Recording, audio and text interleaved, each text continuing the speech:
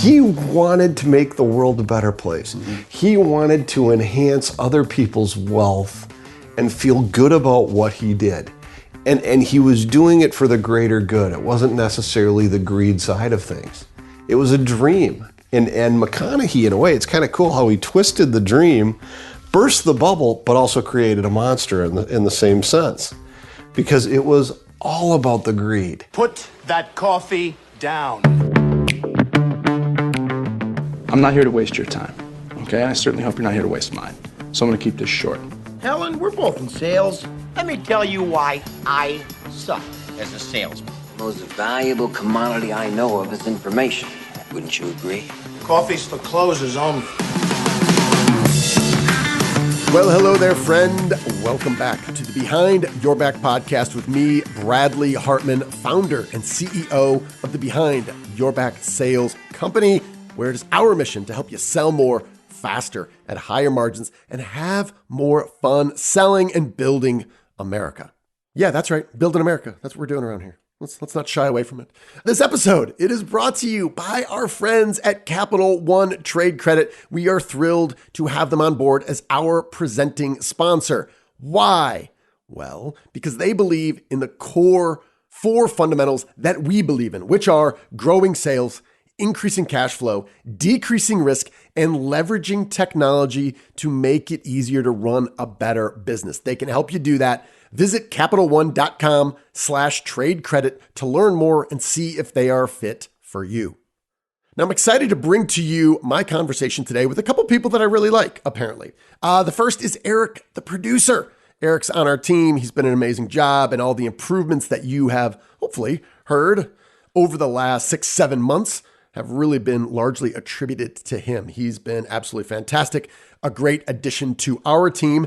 And Mark Scherer, the COO of Scherer Bros in the great state of Minnesota. Now, if the name of Mark Scherer feels familiar, I was surprised to learn that this is his 4th time on the show. That just sort of happened, but it happened for a really good reason. He's smart. He's funny. I always learn a lot from him, and I really enjoy being around him, apparently. So in episode 63, it was the first time he came on the show. I visited him, I believe, in March in Minnesota. And if you've ever been to Minnesota, you know they have like 10.5-month winters. So it was freezing. But anyway, I remember being in his office, and he really talked about being the chief problem giver as the COO of Scherer Bros and why that is so impactful. Then in episode 132, he joined John Vaughn of Brand Vaughn Lumber, now part of the US LBM family of businesses, as we talked about Michael Jordan and The Last Dance on ESPN, that documentary about the last run of my Chicago Bulls. And then in episode 222, he talked about what the boss thinks of salespeople. And that was when he joined us in Fort Worth last year for our Sales Fundamentals Workshop, which sold out in 10 days as we prepare for our event this April. I can't wait for it. So anyway, while we were together in Fort Worth, we were talking about our favorite sales movies. And if you've been following along to the podcast, we do this occasionally. We pick one of our favorite sales movies, we watch it, we pick out a few key scenes, and then we discuss it. So I teed it up for Mark and I said, hey, if we're together, what would be your favorite sales movie that we could discuss? And he immediately said, The Wolf of Wall Street. My name is Jordan Belfort. The year I turned 26, I made $49 million, which really me off because it was 3 shy of $1 million a week. We're making a name for ourselves. Nobody knows if the stock is going to go up, down, sideways, or in circles. You know what a fugazi is? Oh, Fugazi. It's fake. Yeah, fugazi, fugazi. It's a wazi, it's a woozy, it's a fairy dust. Was all this legal? Absolutely not. Now, Wolf of Wall Street is a fantastic sales movie, and many of these lessons in there might be categorized as cautionary tales of what not to do. And of course, there's rampant drug use through the entire movie. There's a lot of things that we do not condone. If you haven't watched this movie and you're thinking, hey, maybe I'll watch this with my spouse or my kids because this is a movie Hartman recommended, don't do that. It's not that type of movie. However, it is a movie that we can draw some sales lessons from. So without further ado, please enjoy my conversation with Mr. Mark Scherer and Erik, the producer, as we talk about the sales fundamentals from The Wolf of Wall Street. Mr. Mark Scherer, welcome to the show. Good to be back, man. Good to be back. Great to have you back. Erik Rossi, making your second appearance on the Behind Your Back podcast. Welcome to the show. Thank you very much. Great to be here. Mark, Bradley and I were thinking a lot about sales movies and trying to come up with the best ones. We mentioned a few to you. Glenn Ross is an outstanding one. You wanted to talk about Wolf of Wall Street. Why Wolf of Wall Street? It is a great movie, but why that one? Well, first of all, there's nothing wrong with Glenn Ross, but it's obvious. You know, whenever you talk about sales and sales movies, right, it's Glenn Ross. How you've got it in your opening line of your podcast, you know, Coffees for Closers. That's right. Why I liked Wolf of Wall Street is not necessarily that it's this great example of fine salesmanship and technique, you know. Right. I think there are a lot of peripheral sales issues that exist within Wolf of Wall Street that are worth discussing, whether you're talking about mentorship or motivation or, you know, even greed, you know, as it relates to sales. And for me, obviously, very few sales meetings actually portray salespeople in a really favorable light, and certainly this one doesn't either. But I just think there's some interesting components to it that are worthwhile for discussion. Yeah, I think so. So I spent a lot of time watching Wolf of Wall Street, then I watched Glenn Ross, back to Wolf. And I think there's something different about Wolf where Glenn Ross it's so over the top, it's so in your face, and it is, here are sales fundamentals, here's what bad salespeople do or deceptive salespeople do, and they blow it so far out of the water. Wolf of Wall Street does that, but they do it in a different way. And I think this is a good segue into our first clip. So Erik, give us a little context about this clip. We have Leo DiCaprio, right? It's his first day on Wall Street. He's joining this legendary firm. His expectations about professionalism, about the right thing to do, about serving clients, these are all, at this point in time, in the right category for him on how we treat people. And then he meets McConaughey. Give us a little bit of context about this clip we're going to watch. Well, you're right. He has this idea of what he's walking into, and then he sits down for lunch with Matthew McConaughey's character, and his mind is blown. Everything changes. He's looking around like, is this really happening? Is this what I'm walking into? Right. And I think from there, his perspective on the industry changes. Absolutely. Oh, he was pure. Right. I mean, Yes. He came in, he wanted to make the world a better place. Mm-hmm. He wanted to enhance other people's wealth and feel good about what he did. And he was doing it for the greater good. It wasn't necessarily the greed side of things. It was a dream. And McConaughey, in a way, it's kind of cool how he twisted the dream, burst the bubble, but also created a monster in the same sense. Because it was all about the greed. It was all about the jazz. And look, in our industry, we build stuff, right? Yep. We are producing something. We're actually providing shelter. Really, we want to take it back to the simplest form of the basics of what we're doing.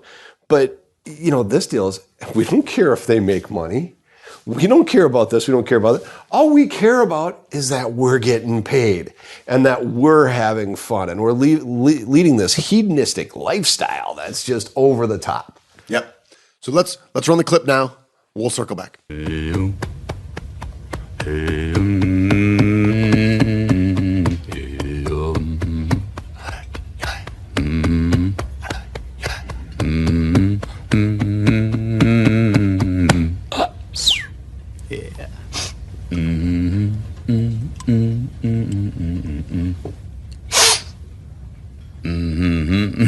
Tutski.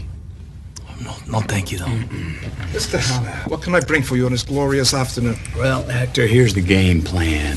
You're going to bring us 2 absolute martinis. You know how I like them, straight up. And then precisely 7½ minutes after that, you're going to bring us 2 more. Then 2 more after that, every 5 minutes until one of us passes the out.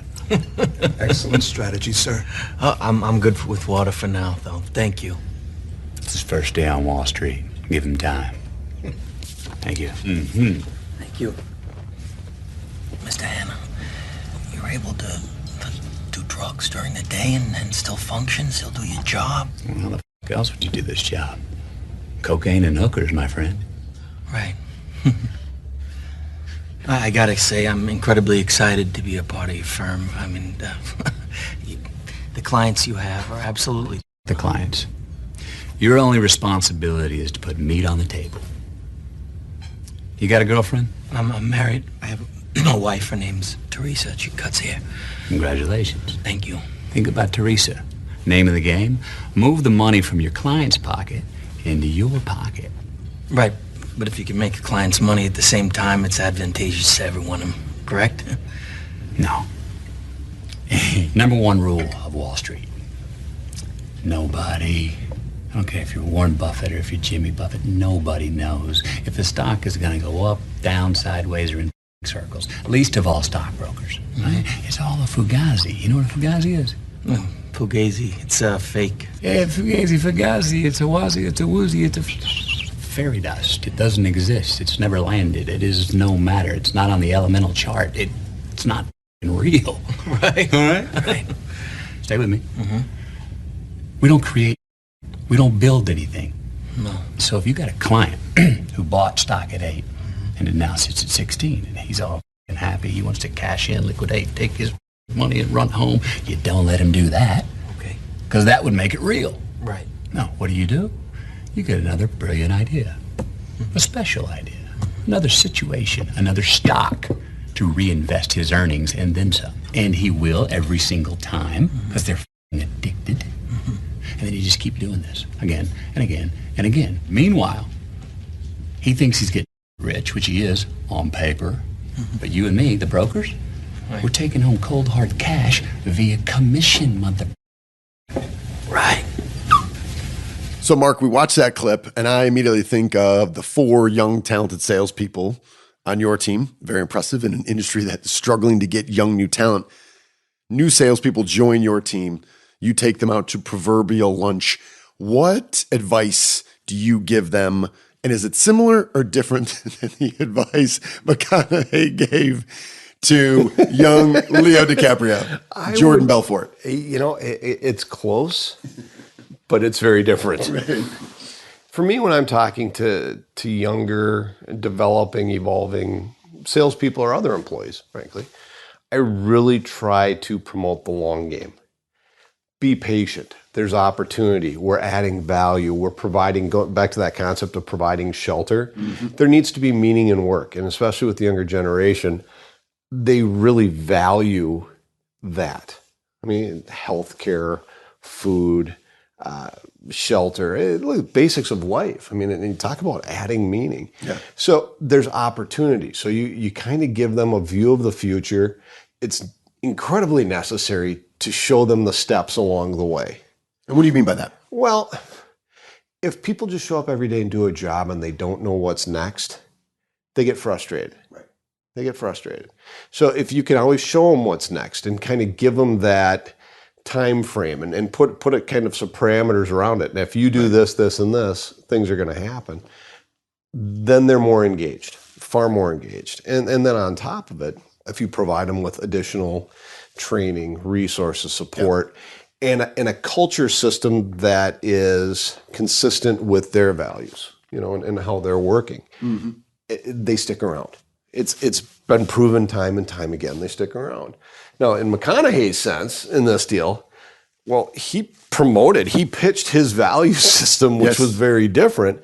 And at that point in time, Jordan had an opportunity to make a decision. He could say, hey, this is not me. I don't want to be part of this. I don't believe in this, culturally speaking, or ethically or value-wise. I'm not there. Or he could say, hey, I'm in on this. And he drank the Kool-Aid immediately. All in. Or snorted the Coke, depending on how you look at it. Well, right. Yeah, I mean, so that's not part of us. But for the younger salespeople, I think that culture, the value, there's got to be deeper meaning. And so those moments, even yesterday, after the training sessions were over, right, My guys didn't catch a plane until 7:30. We sat at the bar. We had a drink. I love that 2 hours. Yeah. That 2 hours just kind of, in a sense, holding court, but also just getting to know the guys, finding out what's important to them, and presenting that picture of what the future looks like. That's a big deal. That was cool. And do you see some of these transformations, maybe not on the DiCaprio level, but you meet a young salesperson, then you see them years later, and they're completely different. At first they might be just wide-eyed and want to listen to everything you have to say, and then years later they become a man, so to speak, and they're one of the leaders in sales. Well, that's kind of like my kids and my wife. Nobody listens to me anymore. That's why you're here, Mark. We're here for you. Thank you. I need an audience. I've lost the one I had. My organic audience is gone. I think dialogue and vision, and again, adherence to the cultural norms and values of the organization, not only leading by example, but also representing that regularly with your people is what keeps them in the organization. Everybody loves a paycheck, but every study you'll ever look at will tell you that compensation, that physical paycheck, is maybe fifth on the list as far as importance of why they stay at your business. There's like a minimum threshold. Like once you make over in your mind, I need to make 70, I need to make $100,000. Kind of once you meet that, then it's everything else that comes on top of it. I want to ask you, Mark, in your career, as you look at the young talent on your team, has the way that you talk about and communicate the next steps and to be patient, has that changed? Is this younger generation, as you look at the young 20-somethings on your team, are they different in their mindset about the expectations, about how long it will take to grow into this role? There are some that will say, hey, it used to be different. 30, 40 years ago, people understood you'd come in, you'd learn the business 8, 9, 10 years. And then early 30s, you'd have an opportunity. So I'm going to say these kids today, they're different. I have my own opinion. I'm curious to get your perspective. Have you changed your communication style? Is it different, or is this young people are young people and they're going to act the way that they've always have? Consciously, I think I've always been who I am. You kind of got to morph one way or the other to address kind of your audience. You know that. You talk to people differently. Yep. When you get to know them. Something happened way back when. When I was in high school. Yep. And it didn't matter how big, how fast, how good you were at football, freshmen did not play varsity. Right. It just did not happen. Or basketball. It never, ever happened. Right. Now, these kids are coming in out of, for basketball, out of AAU, 8th grade going into 9th grade, and if they can't start someplace, they don't want to go. We're a redshirt freshman. You don't redshirt me. I'm playing. Yeah. And so I think there is this expectation. Okay. Hover parents, whatever. You're the best, Timmy. You're going to be, and so they immediately have to get there. And I think just to temper that, and again to give them a roadmap. Yeah. And to have incremental improvements and advancements along the way, and again invest in them, give them opportunities, and communicate that clearly is critically important. Yeah, critically important. And by the way, that doesn't take anything away from all the established salespeople that have gone through the ranks. I mean, those people earned the right to be where they are. Yep. They deserve to be there. And they're great, high-performing employees, too. So you just kind of want to perpetuate the culture in the team because people do, unfortunately, retire. Yeah. I think as we transition to this next clip here, I think you bring up a good point. It's that oftentimes we'll see clients, they think it's an either-or. Either you can come in and, I can get you in this role in 2 years and we got to figure out a way, and how can we put them on the road, versus no, it's going to take 7 or 8 years for you to articulate, these are the steps along the way. Here's how you're going to continue to improve. You will understand where you're going. It takes time. It takes effort. It takes thought.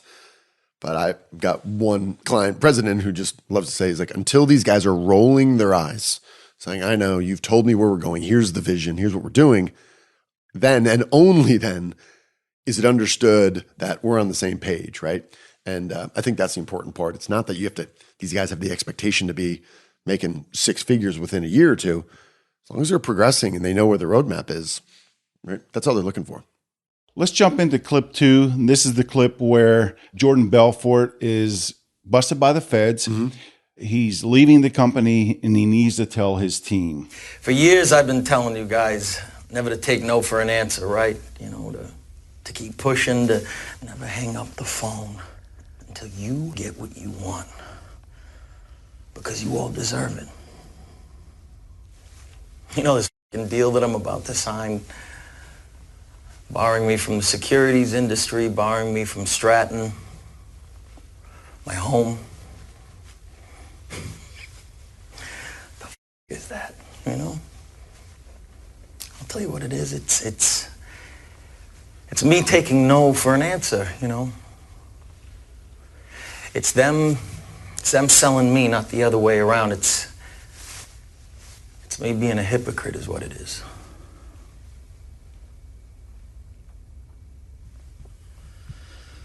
So,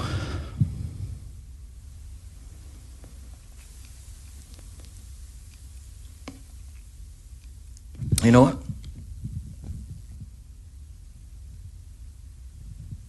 I'm not leaving.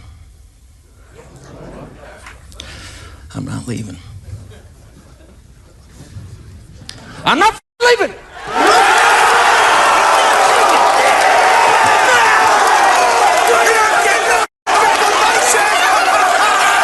The show goes on! This is my home! They're gonna need a wrecking ball to take me out of here! They're gonna need to send in the National Guard or SWAT team, because I ain't going nowhere!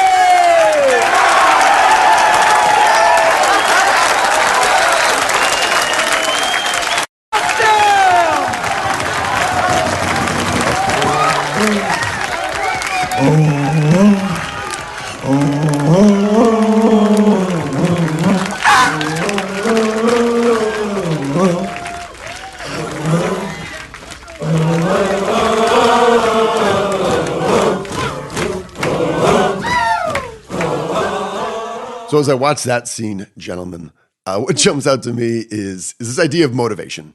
And a recent president of a client company of ours said, you know, if I got to go out and I have to motivate my sales team, I've hired the wrong people. And on one hand, I understand what he's saying, right? You want people that are self-driven, especially in sales where there's lots of autonomy. You got to manage your own schedule. You got to be self-driven. It's hard for somebody else to give that to you. However, sales is a confidence game. And personally, professionally, we have highs, we have lows.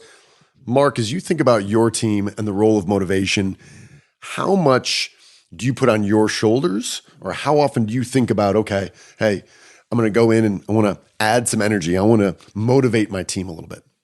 I haven't found where I need to motivate people a whole heck of a lot. And I have a great leadership team that supports the salespeople in their daily endeavors. I got a group of salespeople that really, they gravitate towards and are exceptional at customer service. Okay. And for me, the sales world is largely relational.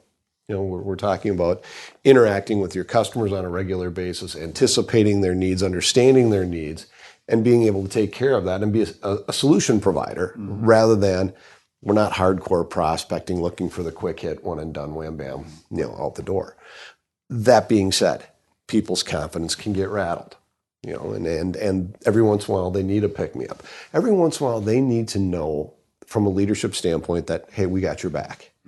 It's okay that you made a mistake. It's okay that you lost a customer for whatever reason. Or, you know, hey, you've been on kind of a cold streak lately. Let's talk about it. Yeah. How are you approaching it? How can I help?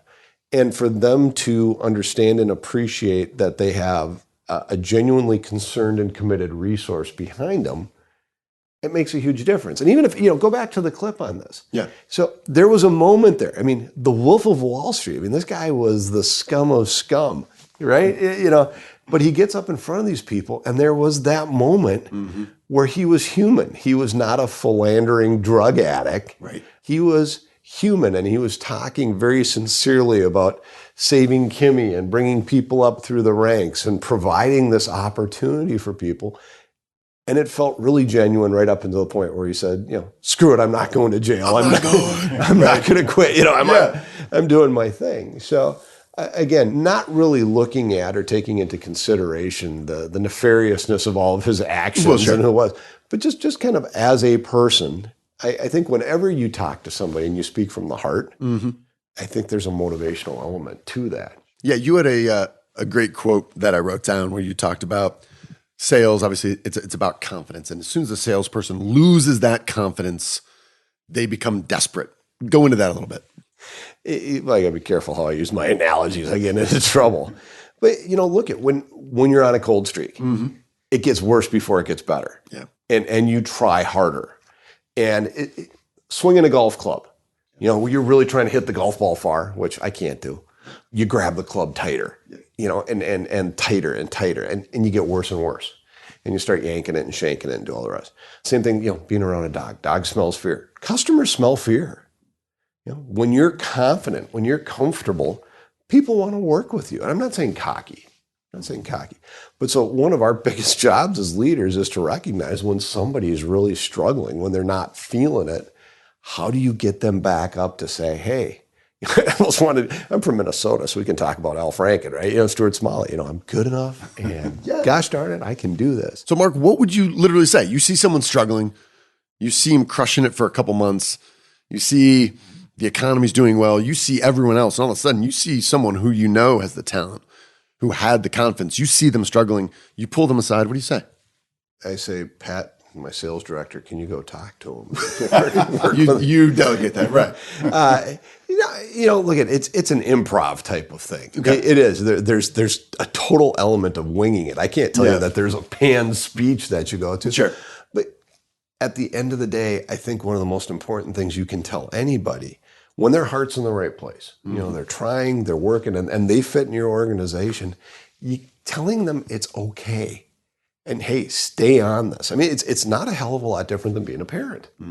Hey, get back on the bike, kid. Sooner or later, this is going to take off for you, and it's going to work just fine.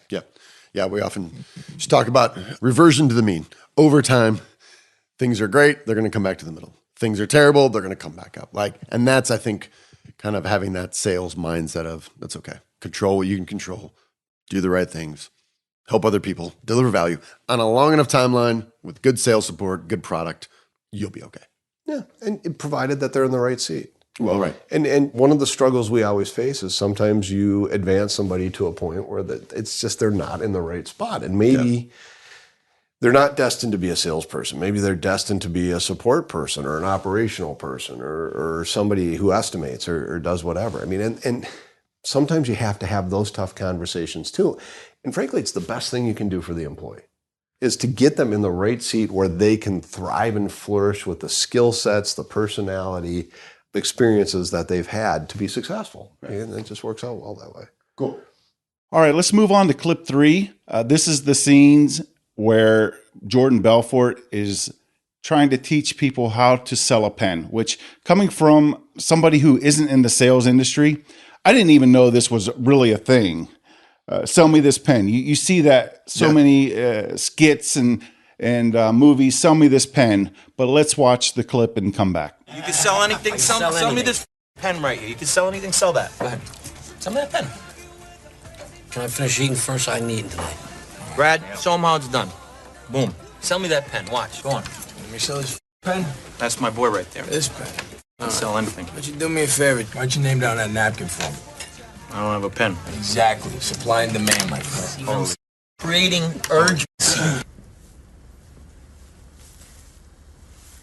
Sell me this pen.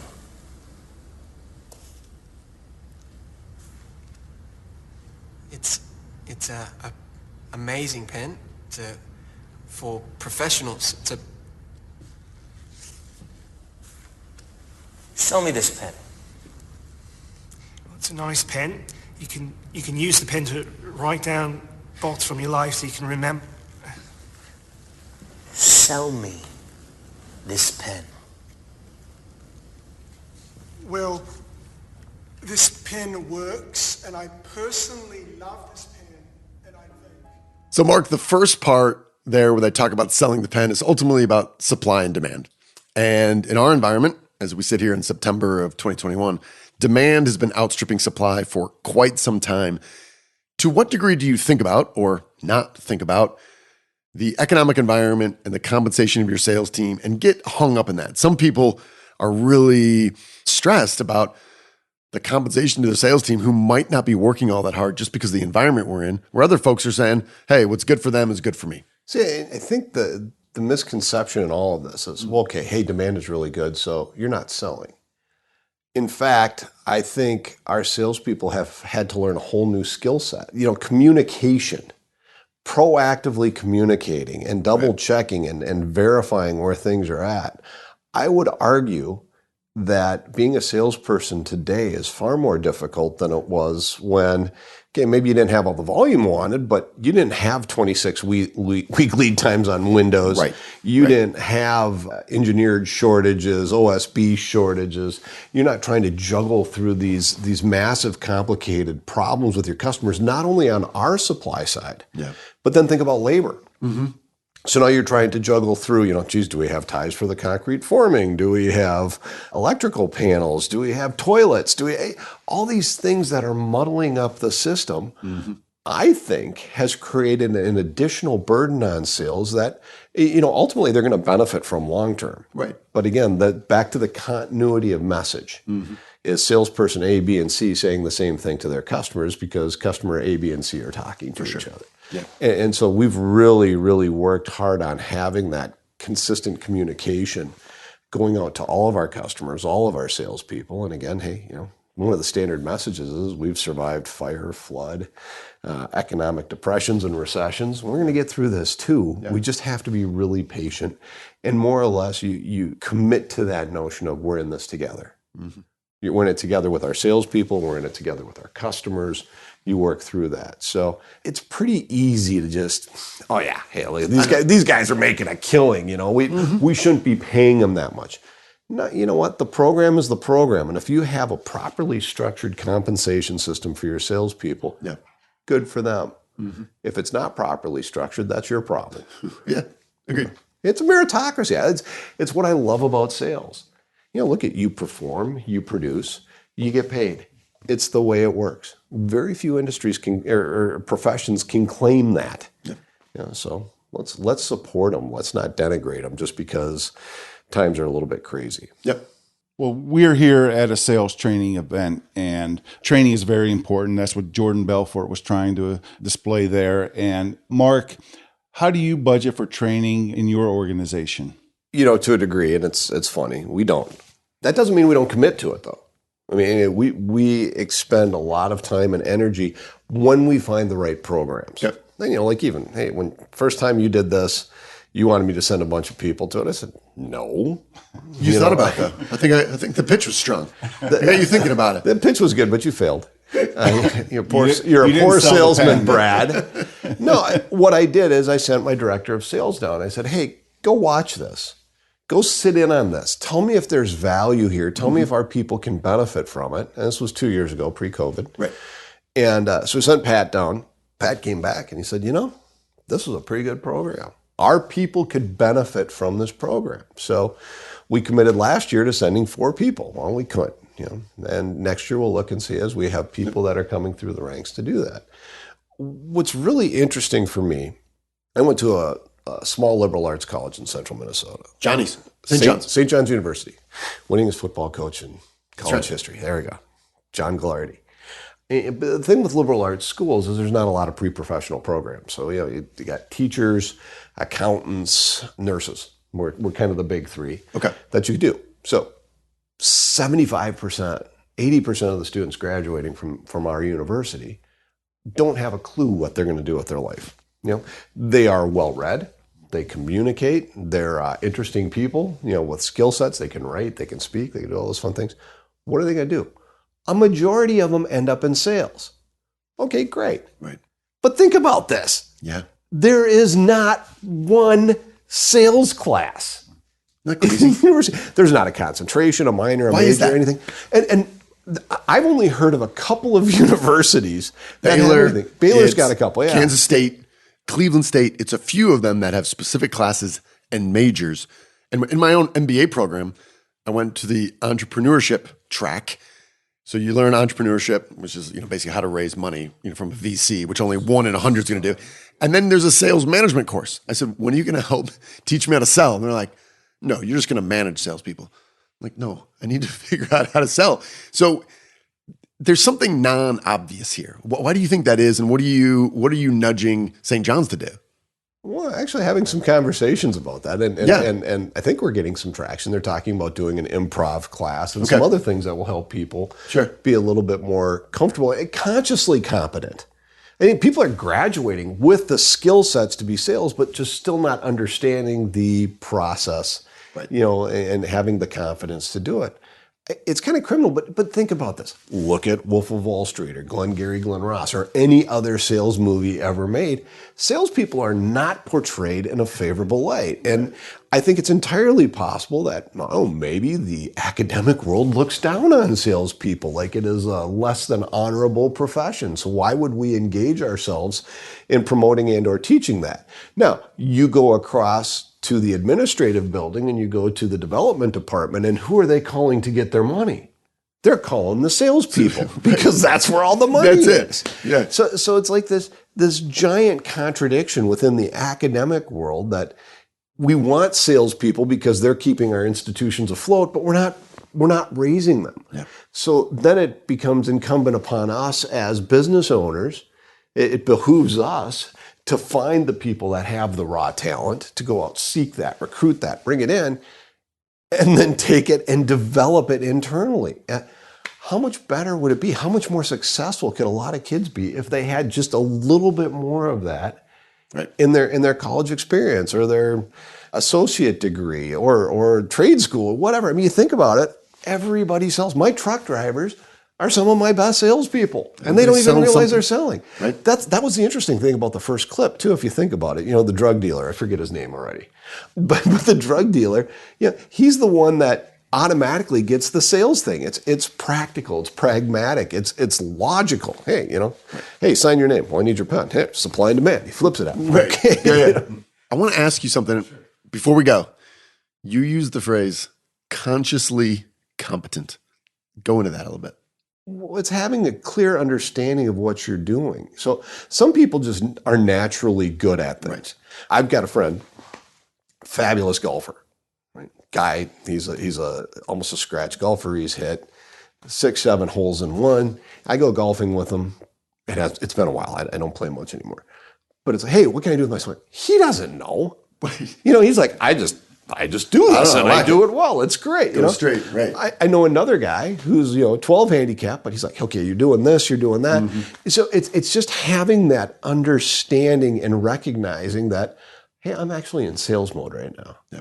I'm actually doing this job rather than just being me. Totally intentional. And so being consciously competent versus unconsciously competent, I guess, just is really, it's more of a personal awareness that, hey, you know what, I'm pretty good at this. And this is my approach. This is my deal and how I do it. And I think about it. Mm-hmm. And possibly, God forbid, you have a sales call and maybe you get in the car after you're done and say, what did I do well there? A little bit of reflection there. How could I improve the next time? What would I do differently? Well, learning is entirely optional, right? And a lot of times we have salespeople, and I think maybe you said this or someone said, there's a difference between having 20 years of sales experience versus 1 year of sales experience, 20 consecutive years. And you see people kind of continually doing the same thing over and over again. Some of these things work, others don't. I never said that, by the way. Well, it was on the internet. Somebody really smart. Well, it must be true then. Yes, it must be. Well, hey, I'm watching the time. I want to thank you personally. Number one, being here, coming back on the show. I always learn a ton from you. Yesterday, you gave a kind of fantastic keynote about what owners think about salespeople. And I think that was an incredibly valuable message. You're a busy guy. I appreciate you coming down. Thank you. Hey, thanks for having me. All right, then, how did that go? Hopefully you enjoyed my conversation with Mark Scherer and Erik, the producer, as we talked about The Wolf of Wall Street. Now, we love movies and we love sales. So if you have other recommendations on sales movies that you want us to break down, don't hesitate to email me directly at bradley@behindyourbacksales.com. And if you have any other feedback, good, bad, or otherwise, on how we can make this better for you, again, don't hesitate to email me directly at bradley@behindyourbacksales.com. We want this to be the best podcast you listen to. So if you have other thoughts, ideas for future shows or potential guests, don't hesitate to email me directly. I want to thank once again our presenting sponsor, Capital One Trade Credit. If you want to grow sales, increase cash flow, decrease risk, and leverage technology to make it easier for your customers to do business with you and differentiate yourself in the market, visit CapitalOne.com/trade credit and check out their offering and see if it's a fit for you. Last thing before I go, we will be launching our OSR Academy. That's right, an outside sales rep academy. It's an 18-month program, online and off, where we are bringing in the best content that we've got, that we've created, the best content that other people have created, as well as the smartest people, some of them on this very podcast that we know of. We're bringing them in to develop an 18-month program to better prepare inside sales professionals for the role of an outside sales professionals. We're going to be starting that here in the summer. If you are interested, again, email me directly at bradley@behindyourbacksales.com. That's all we've got. Thank you for listening. Make it a great week. We're going to close out like we always do with our sales leadership mantra. You, my friend, you are owed nothing. Deliver value first.